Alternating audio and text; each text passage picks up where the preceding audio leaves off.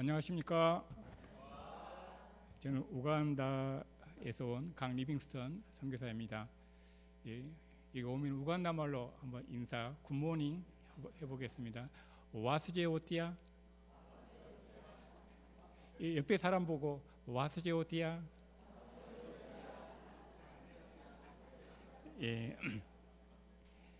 이번 광주 일부 여름상의 제목이 마음에 드는데 혹시 뭔지 아세요? 광주 일부 여름상의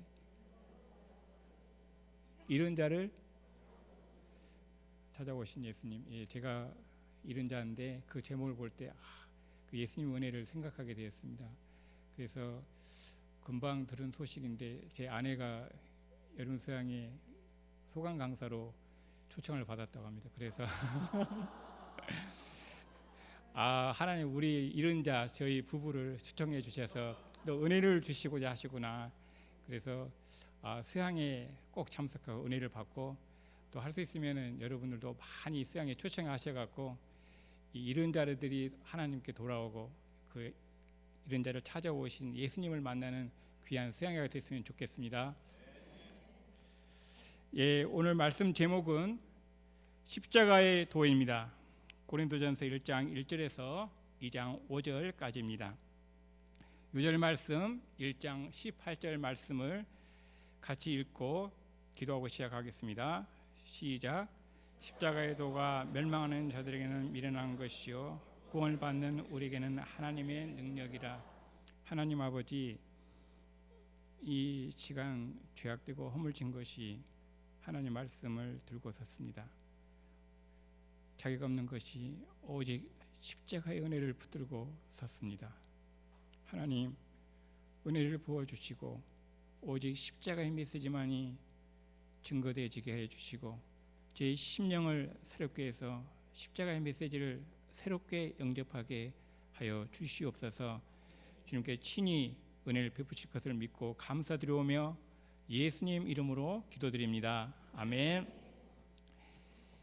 먼저 고린도전서의 배경을 살펴보겠습니다. 고린도는 그리스에 위치해 있습니다. 고린도 교회는 사도 바울이 2차 선교 여행 중에 개척했습니다. 바울은 고린도에 1년 6개월간 머물렀고 많은 사람이 복음을 받아들였습니다. 당시 새신자 대부분은 하층민 출신이었으며 일부는 매우 악한 삶을 살았던 이들이었습니다. 그러나 그들은 예수의 피로 씻김을 받고 성령으로 거룩해져서 고린도에 있는 그리스도의 몸된 지체가 되었습니다. 바울이 에베소로 떠난 후 아볼로가 왔고 그의 성경 가르침은 많은 신자에게 큰 도움이 되었습니다. 이후 바울은 그들 사이에 분파 문제가 있다는 보고를 받았습니다. 또한 그들로부터 여러 질문도 받았습니다. 고린도전서에서 바울은 그 문제들에 대해 상세히 답변합니다. 그의 답변 속에서 우리는 구체적인 문제들을 다루는 목자의 심정과 복음 신앙을 배울 수 있습니다. 그는 아버지 사랑으로 그들을 책망하고 잘못을 바로잡아 그리스도인의 삶이 진정 어떠해야 하는가를 가르쳤습니다. 그는 고린도의 문화와 타협하지 않고 대신 그들을 예수의 복음으로 돌아오게 했습니다. 고린도전서의 주요 주제는 십자가 복음으로 돌아가자입니다.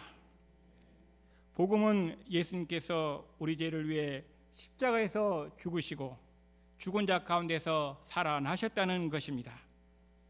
그래서 바울은 편지 서두에서 십자가를 언급하고 결론에서 부활을 논합니다.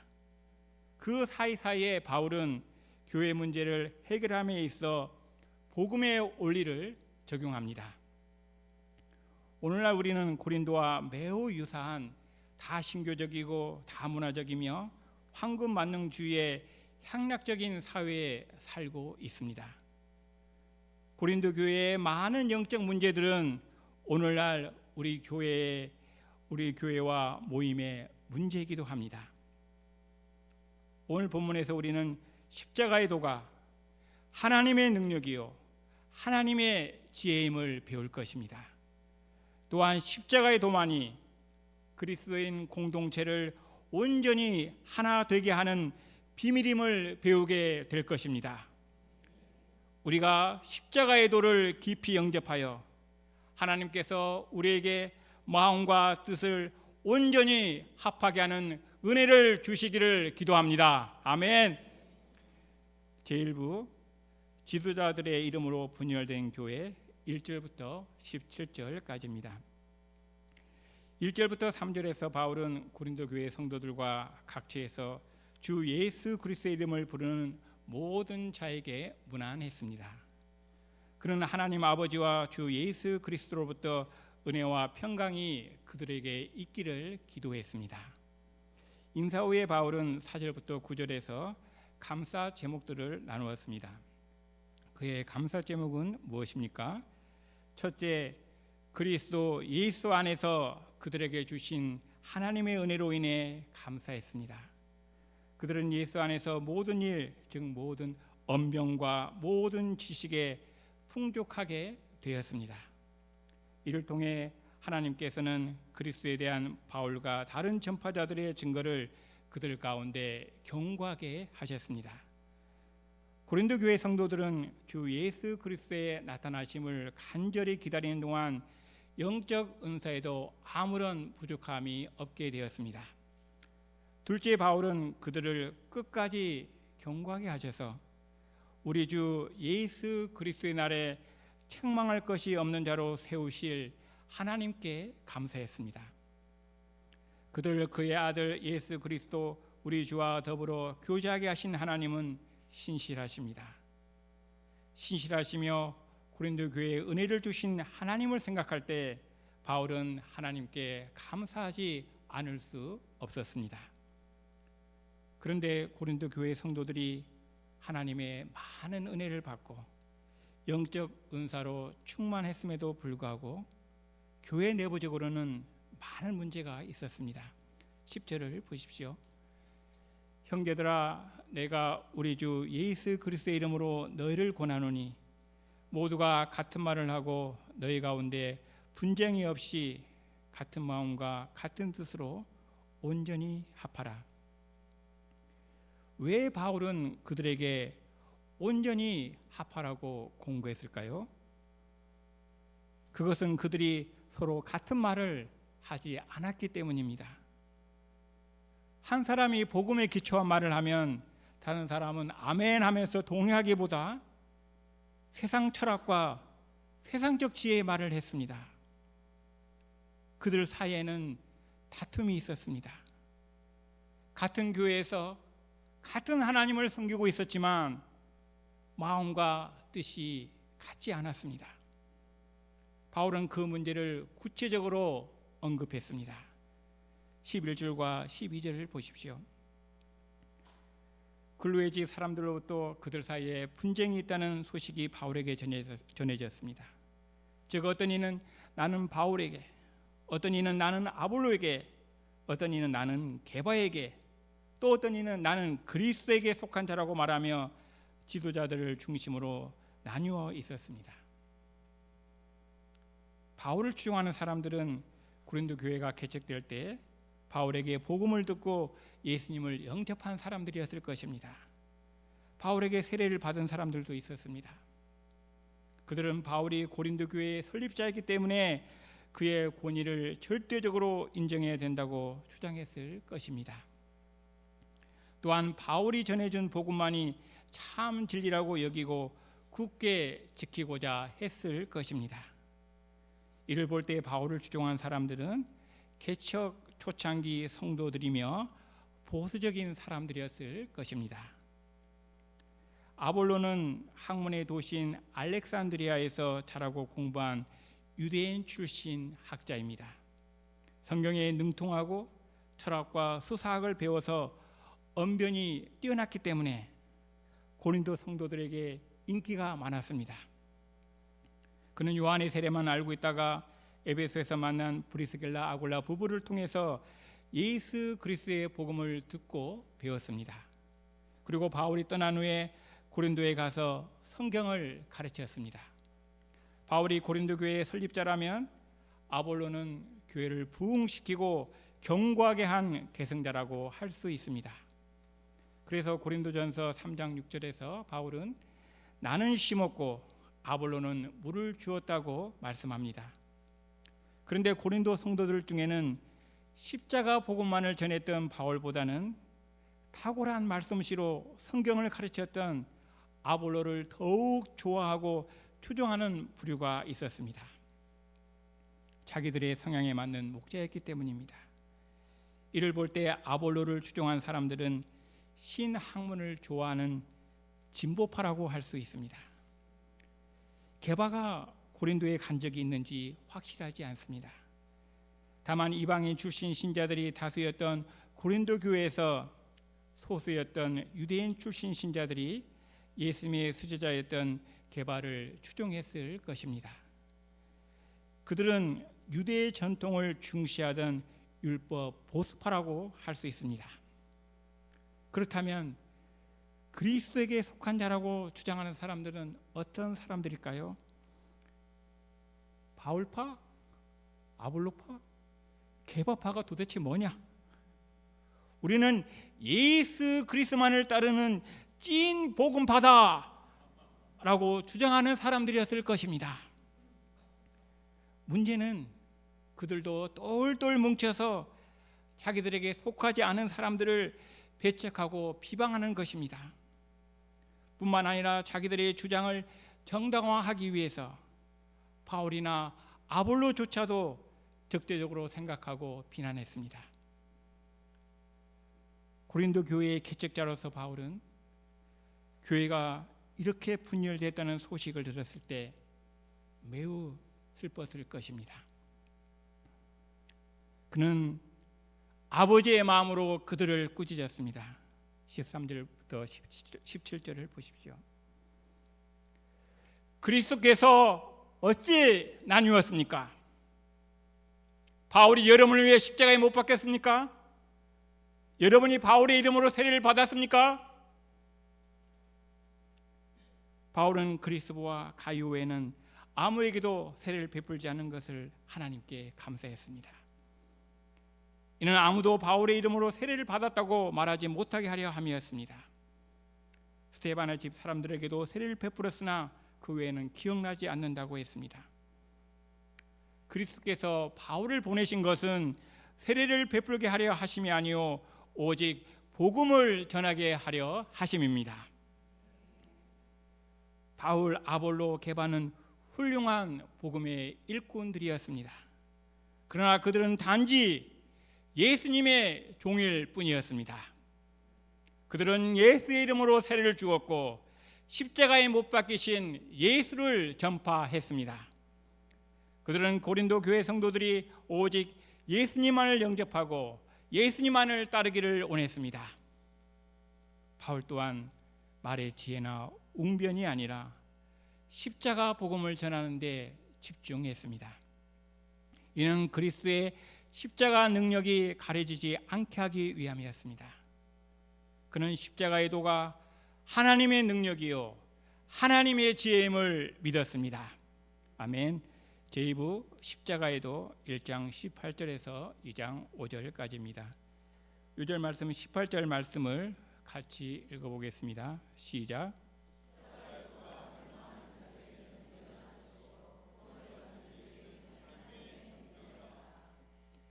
다시 한번 이 하나님의 능력을 생각하면서 다시 한번 5절 말씀 읽어보겠습니다. 시작.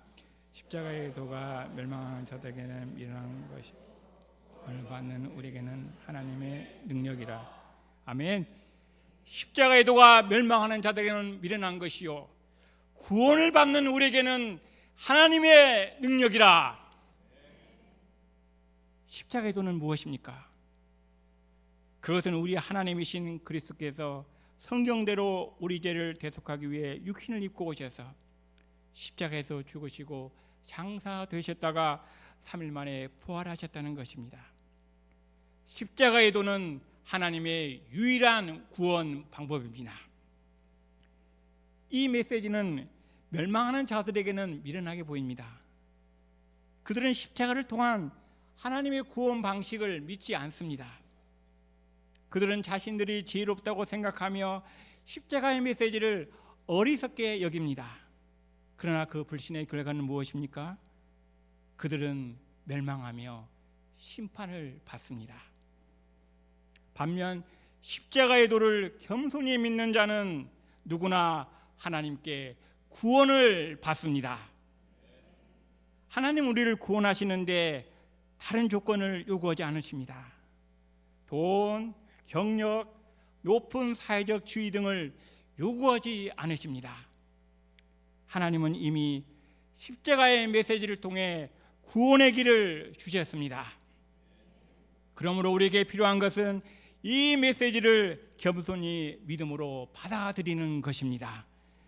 그러면 하나님께서 구원의 은혜를 주십니다.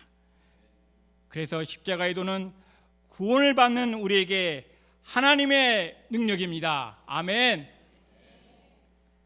19절부터 25절에서 인간의 지혜와 하나님의 지혜가 구원 사역과 관련하여 비교됩니다. 당시 고린도에는 스스로를 지혜롭고 총명하다고 생각하는 사람이 많았습니다. 하나님은 인간의 지혜를 어떻게 다루십니까? 19절부터 21절을 보십시오. 기록된 바 하나님께서 지혜 있는 자들의 지혜를 멸하고 총명한 자들의 총명을 폐하리라 하셨습니다. 이 세상의 지혜자, 선비, 변론가가 어디 있습니까? 하나님께서 이 세상의 지혜를 미련하게 하지 않으셨습니까? 세상이 자기 지혜로 하나님을 알지 못하므로 하나님께서는 전도에 미련한 것으로 믿는 자들을 구원하시기를 기뻐하셨습니다. 아멘 해야 됩니다. 전도가 얼마나 중요한가. 전도에 미련한 것으로 믿는 자들을 구원하시기를 기뻐하셨습니다. 이사야 29장 14절에 기록된 것처럼 하나님은 세상의 지혜를 미련하게 만드셨습니다. 그래서 세상은 세상적 지혜로 하나님을 알 수 없습니다. 오늘날도 마찬가지입니다. 위대한 학자나 과학자라 할지라도 자신의 지혜로는 하나님을 알 수 없습니다. 하나님은 비록 미련해 보일지라도 선포된 십자가의 메시지를 겸손히 믿는 자들을 구원하시기를 기뻐하십니다. 이것이 하나님의 유일한 구원의 길입니다. 22절부터 25절을 보십시오. 유대인은 표적을 구하고 헬라에는 지혜를 찾으나 바울은 십자가에 못 박힌 그리스도를 전파했습니다. 이것이 유대인에게는 거리끼는 것이요 이방인에게는 미련한 것이었습니다. 그러나 부르심을 받은 자들에게는 유대인이나 헬라인이나 그리스도는 하나님의 능력이요 하나님의 지혜입니다. 바울은 그리스도가 하나님의 능력이자 지혜임을 강조했습니다. 18절에서 우리는 십자가의 도가 하나님의 능력임을 배웠습니다. 그렇다면 왜 십자가의 메시지가 하나님의 지혜일까요? 하나님은 거룩하신 분이시며 동시에 사랑이십니다. 한마디로 하나님은 은혜와 진리가 충만하신 분이십니다. 하나님은 죄인인 우리 모두를 벌하셔야 하지만 죄인인 우리를 사랑하십니다. 우리가 심판받기를 원치 않으십니다. 여기서 하나님의 딜레마가 발생합니다. 하나님은 이 문제를 어떻게 해결하셨습니까? 죄인인 우리를 구원하시기 위해 스스로 육신이 되어 죄인의 모양으로 오시기로 결정하셨습니다. 그분 자신이 우리를 대속하기 위해 십자가에서 정죄를 받으셨습니다. 하나님께 있어 우리 죄인을 구원할 다른 길은 없었습니다. 그러므로 십자가의 도는 하나님의 지혜입니다. 비록 미련하고 약해 보일지라도 이것이 하나님의 유일한 구원 방법입니다. 하나님의 어리석음이 사람보다 지혜롭고 하나님의 약하심이 사람보다 강합니다. 바울은 고린도 교회 성도들에게 그들이 구원받을 자격이 없음에도 오직 십자가의 메시지를 통해 부르심을 받고 선택받았음을 상기시켰습니다. 26절부터 31절을 보십시오. 있으면 한번 읽어볼까요? 시작.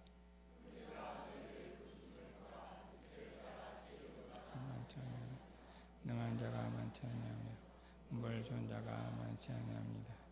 나 하나님께서 세상의 미련한 것들을 택하사 지혜 있는 자들을 부끄럽게 하시고 세상의 약한 것들을 택하사 강한 것들을 부끄럽게 하셨습니다.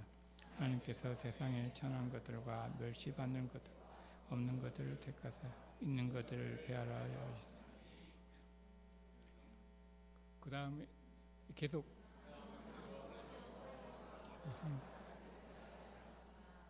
하나님부터 나와서 그리스도 예수 안에 있고 예수는 하나님부터 나와서 우리에게 지혜와 의로움과 거룩함과 구원함이 되.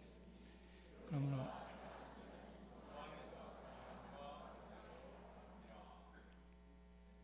십자가의 메시지를 통해 그들은 오직 하나님의 은혜로 부르심을 입었기에 하나님 앞에서 아무도 자랑할 수 없습니다. 우리가 그리스도 예수 안에 있는 것은 예수님 때문이며 그분은 우리에게 하나님으로부터 온 지혜 곧 우리의 의로움과 거룩함과 구속함이 되셨습니다. 그러므로 누구든지 자랑하려거든 주 안에서 자랑해야 합니다. 주 안에서 자신을 자랑하지 말고 주님만을 자랑해야 합니다. 이 메시지를 듣고 어떤 사람은 나는 그래도 부르심을 받았을 때 괜찮은 지위에 있었다고 말할 분도 있을 수 있습니다. 그러나 하나님의 눈으로 볼 때는 모두 심판받아 마땅한 흉악한 죄인들입니다. 십자가의 메시지로 구원받았지만 여전히 우리 모두는 하나님의 은혜가 없이는 단 한순간도 살 수 없는 죄인 중에 괴수들입니다. 신앙 횟수가 늘어나고 믿음이 자라고 분별력이 생길수록 우리가 하나님 앞에 얼마나 흉악한 죄인인가를 깨닫게 되고 더욱더 겸손하게 됩니다. 그런데 반대로 교만해지고 남을 판단하면서 혼자만 옳다고 생각하는 것은 십자가의 메시지를 붙들지 않는 경우입니다. 우리가 오직 하나님의 은혜로 십자가의 메시지를 통해 부르심을 받았음을 기억할 때 날마다 내가 가장 흉악한 죄인임을 깨닫고 동역자와 양들을 나보다 훌륭하게 생각하며 겸손히 동역하게 됩니다. 옆에 사람 보고 당신은 저보다 훨씬 훌륭한 분입니다. 한번 얘기해 보세요.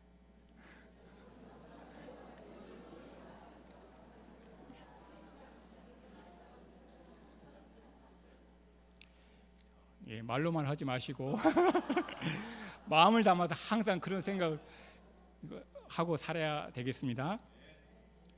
다른 사람은 몰라도 이 동역자는 도저히 사랑할 수 없다고 생각했는데 이분처럼 사랑스러운 동역자가 세상 어디 있을까 생각하고 사랑하도록 변화시켜 주십니다. 우리 개인의 삶이 변화되고 교회 공동체가 하나 되게 하는 것을 보게 됩니다. 이것이 바로 십자가의 메시지에 드러난 하나님의 능력입니다. 저희 모임 가운데 십자가의 메시지대로 살아서 이처럼 기적과 같은 하나님의 능력이 풍성히 드러날 수 있기를 기도합니다. 지금은 고인이 되신 하용조 목사님이 초대교회뿐 아니라 현대교회에도 세상에서는 볼 수 없는 기적이 있어야 된다고 하셨습니다. 안전병이 일어나고 암 환자가 치유받는 기적이 일어나면 좋습니다. 그런데 더 큰 기적은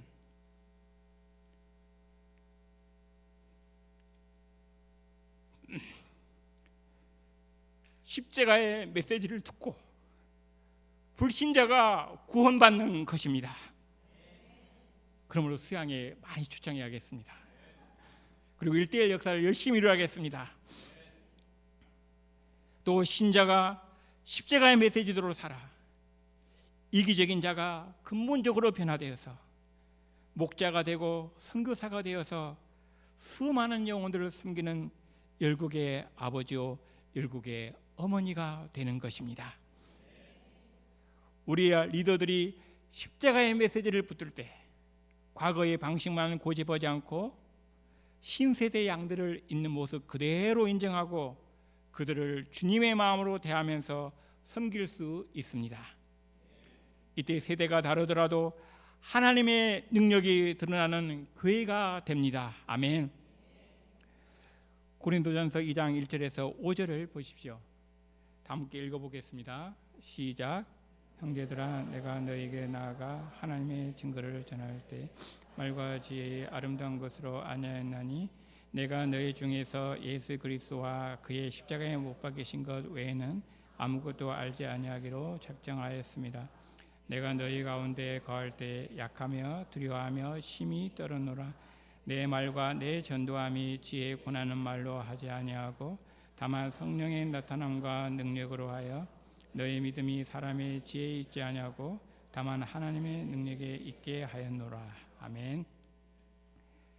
바울은 십자가의 메시지가 하나님의 능력이요 하나님의 지혜임을 이야기한 다음에 자신은 예수 그리스도와 그의 십자가에 못 박히신 것 외에는 아무것도 알지 아니하기로 작정했다고 했습니다. 그는 사람의 지혜의 말로 십자가의 능력을 가리지 않도록 약하며 두려워하며 심히 떨었다고 했습니다. 그는 십자가 메시지만이 전파되어 성령의 능력이 나타나고 고린도 성도들의 믿음이 다만 하나님의 능력에 있기를 기도했습니다. 바울은 하나님의 지혜와 하나님의 능력인 그리스도의 십자가 메시지만이 분열된 고린도 교회를 하나 되게 할 수 있음을 믿었습니다. 교회 공동체가 분열되는 것은 십자가 메시지보다는 사람의 지혜와 사람의 능력을 앞세우기 때문입니다. 그리스도 십자가 복음 위에 세워진 교회가 다른 것을 더 앞세우는 순간 교회는 분열되고 교회의 역할을 할 수 없게 됩니다. 저희도 십자가 메시지만을 날마다 붙들어서 주님 안에서 하나가 되고 하나님의 능력과 하나님의 지혜만 나타나는 교회가 되기를 기도합니다. 아멘. 하나님은 제가 이 메시지를 준비하는 동안 저에게 십자가의 메시지를 기억하게 하는 은혜를 주셨습니다. 저는 1990년에 조선대학교 의과대학에 들어왔지만 삶의 방향과 목적이 없었습니다. 죽으면 한 줌도 안 되는 흙으로 끝나는 것이 인생이라고 생각하니 장차 의사가 되어도 의미가 없다는 허무주의에 빠졌습니다. 이를 잊어보려고 필름이 끊기까지 술을 마셔도 머리만 더 아팠습니다. 1991년 여름 수양회 때 하나님은 십자가의 메시지를 영접하도록 은혜와 긍휼을 베풀어 주셨습니다. 수양회 도중 기도하는 가운데 어릴 때부터 머릿속으로 남모르게 지었던 음란과 미움, 살인, 비교의식 등의 죄들을 파노라마처럼 기억나게 하셨습니다. 또 하나님 없이도 잘 살 수 있다면서 교만과 영적 무지 가운데 있었던 죄님을 알게 하셨습니다. 제가 바로 현장에서 가늠하다 잡힌 여인과 같이 돌에 맞아 죽을 자임을 깨닫게 하셨습니다. 저는 너무 두려워 심판자이신 거룩하신 하나님 앞에 벌벌 떨고 있었습니다. 그때 하나님은 여인에게 말씀하신 것과 동일하게 저를 용서해 주셨습니다. 나도 너를 정죄하지 아니하노니 가서 다시는 죄를 범하지 말라. 저를 용서하시고 구원하시려고 십자가의 고통을 당하시고 죽으시고 부활하신 하나님의 용서의 사랑에 감사의 눈물만 흘렸습니다. 십자가의 메시지를 믿을 때 하나님은 구원의 은혜를 주셨습니다. 인생은 죽음으로 끝나는 것이 아니라 하나님께서 우리를 지으셨고 예수님을 믿음으로 부활하고 영원한 하나님 나라에 들어가는 것임을 알게 되었습니다. 더 이상 허무주의로 인해 인상을 쓸 필요가 없게 되었고 얼굴은 항상 기쁨으로 충만했습니다. 힘든 의대 전공을 감당하면서도 교회 근처에서 공동생활하고 1:1 성경 공부를 할 수 있게 하셨습니다. 2012년도에 하나님의 은혜로 우간다 의료 선교사로 파송받게 하셨습니다. 그리고 생각지도 못했는데 2016년부터 10년간 우간다 마케레레 UBF 지부장으로 섬기게 하셨습니다. 또 2024년부터는 아프리카 UBF 코디네이터로 섬기게 하셨습니다. 처음에는 말도 통하지 않고 문화적 차이로 인해 어려움이 많았습니다. 그때마다 하나님은 하늘 보좌를 버리시고 이 땅에 오신 예수님의 십자가 사랑과 섬김의 은혜를 묵상하게 하시고 새 힘을 주셔서 지금까지 선교사의 삶을 살 수 있도록 해주셨습니다. 또 하나님께서는 친히 하나님의 구원 역사를 이루어 주셨습니다. 스티븐 세발레 목자님을 그전에 부목자님이었는데 심한 뇌출혈에 의한 뇌졸중에서 기적적으로 치유해 주시고 2026년에 저보다 더 십자가를 사랑하는 새로운 마케레레 지부장으로 세워주셨습니다. 알랑 코마케치 목자 가정을 탄자니아 선교 후보로, 패트릭 오강 목자 가정을 수도 캄팔라에서 약 300km 떨어진 소로티 대학 개척자로 세워주셨습니다. 아멘. 그런데 본문 말씀을 통해 저는 여전히 십자가를 지기 싫어하는 자신을 보게 되었습니다. 말씀을 영접하기 위해 기도했습니다. 하나님, 십자가의 메시지가 은혜가 있지만 저의 실제 삶 속에서는 십자가 지기 싫습니다. 이제 지부장 직분도 내려놓았으니 십자가를 덜 지면서 살고 싶습니다. 토요일에는 새벽 기도 후에 교회에서 사는 양과 말씀 공부만 없으면 30분 걸리는 길을 걸어서 교회 가고 싶지 않습니다. 더 자고 싶습니다. 네트워크가 좋지 않은데 온라인과 대면으로 말씀 공부를 주중에 4팀하고 토요일에는 평균 6팀 하는 것이 쉽지 않습니다. 하나님, 살려주세요. 십자가를 사랑하게 해주세요. 하나님은 제 기도에 응답해 주셨습니다. 십자가의 메시지가 하나님의 능력이요 하나님의 지혜임을 가르쳐 주셨습니다. 저를 구원해 주신 십자가의 메시지로 살아갈 때 하나님의 능력을 체험하게 됨을 알게 하셨습니다. 십자가의 메시지를 붙들 때 저는 죄인 중에 괴수이지만 하나님의 은혜로 매일매일 살아갈 수 있음을 알게 하셨습니다. 같이 계시는 선교사님들이나 현재 리더들과 양떼들이 너무나 소중한 존재들임을 알게 되었습니다. 비록 신앙 스타일이 다르고 자라온 배경이 다를지라도 십자가의 메시지를 붙들 때 사랑하고 겸손히 동역할 수 있습니다. 제가 선배 선교사님들과 후배 선교사님들 사이에 끼어서 이중으로 동역해야 하는 어려움이 있다고 생각했는데 바꾸어 생각하면 선배 선교사님들은 후배인 저와 동역하기가 어렵고 후배 선교사님들은 선배 선교사인 저와 동역하기가 어렵다는 것을 알게 되었습니다. 귀하신 선배, 후배 선교사님들과 현지 리더들의 희생적인 동역으로 제가 우간다에서 선교사로 살 수 있음을 깨닫게 되었습니다. 또 십자가의 메시지를 붙들 때 날마다 일어나 교회에 새벽기도 하러 갈 힘을 주십니다. 쉽지 않지만 온라인 1:1 성경 공부를 할 수 있게 하시고 토요일에는 이른 아침부터 밤까지 1:1 성경 공부를 할 수 있게 하시는 것도 오직 하나님의 은혜임을 깨닫게 해주십니다. 하나님의 능력이 이 모든 것을 가능케 함을 고백하게 하십니다. 빌립보서 3장 10절과 11절, 내가 그리스도와 그 부활의 권능과 그 고난의 참여함을 알고자 하여 그의 죽으심을 본받아 어떻게 해서든지 죽은 자 가운데서 부활에 이르려 하노니 말씀처럼 십자가 메시지대로 살아갈 때 육신은 비록 피곤할지라도 주님이 주시는 부활의 권능과 참된 평강은 모든 피로를 잊게 만듭니다. 또 1:1 성경 공부를 하는 리더들과 양들을 하나님께서 말씀으로 변화시켜 가시는 것을 볼 때 세임과 참된 위로를 받게 하십니다.